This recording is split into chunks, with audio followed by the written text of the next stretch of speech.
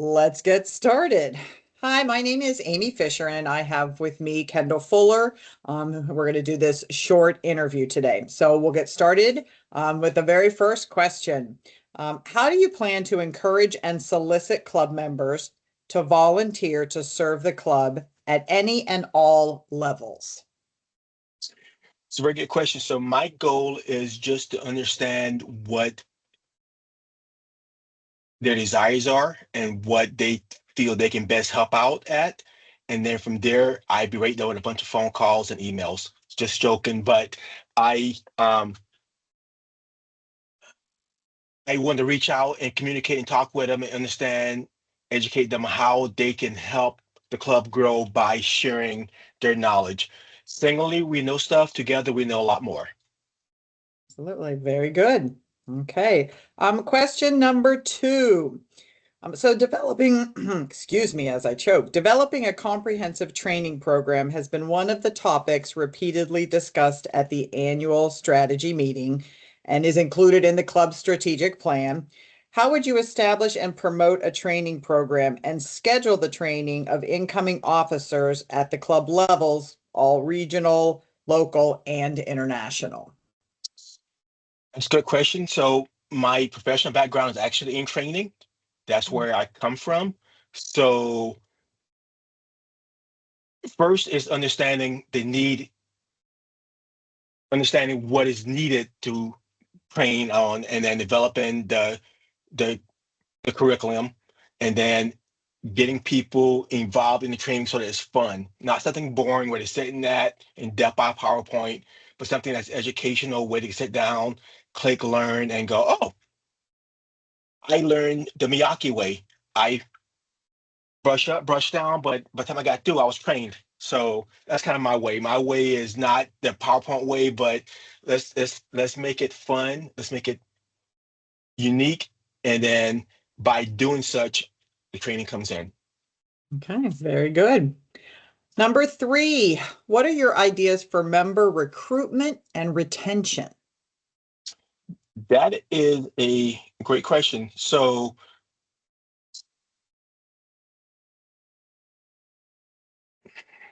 as society is moving forward, we're moving forward with technology and things.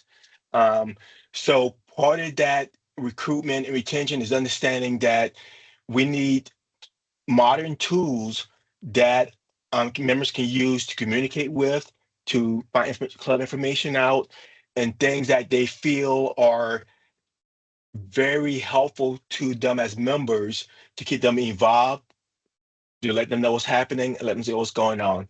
I think a lot of members fall off when they don't feel included. And sometimes that's a communication, just talking to them or letting them know that things are out there that you communicate with others and feel involved. Okay, very good.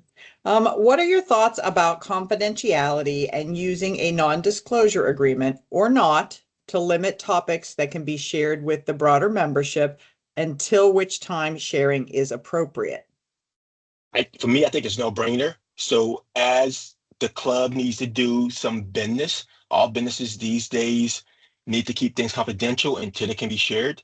So in my opinion, um, NDAs, confidentiality agreements are needed to protect the legal status of the club, especially if you're working with some third party vendor that doesn't want information shared just yet, so that we can make sure that the club itself is protected legally.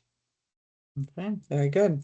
Number five, how would you promote communication, harmony, and relationship building between the region officers and the executive council members for the betterment of the club?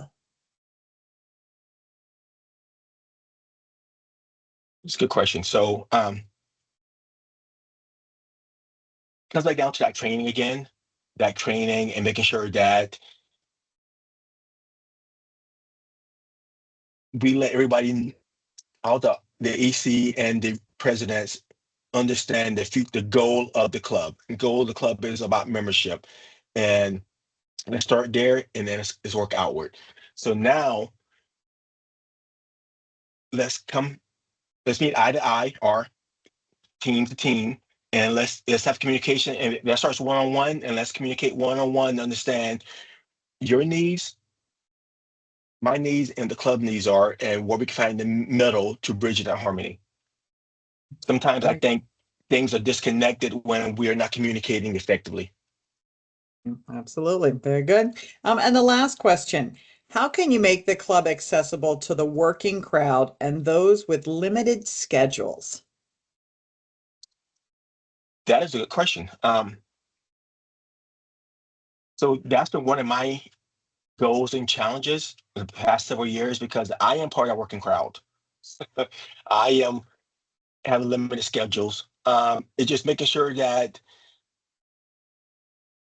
at the region, especially at region and club levels, when they're scheduling events, they take that into consideration that there are working members, there are people with, there are still individual with kids. So let's think add things on weekends if we can. Let's not schedule through the week. Let's try to have shorter caravans. Let's have events that are inviting for all, whether they're full-time working or whether they are have the luxury of being retired. Let's then we can come together in the middle. Okay, very good. So that concludes the questions in the interview. Thank you for taking the time to chat with me today and for applying to the Executive Council. You're very welcome.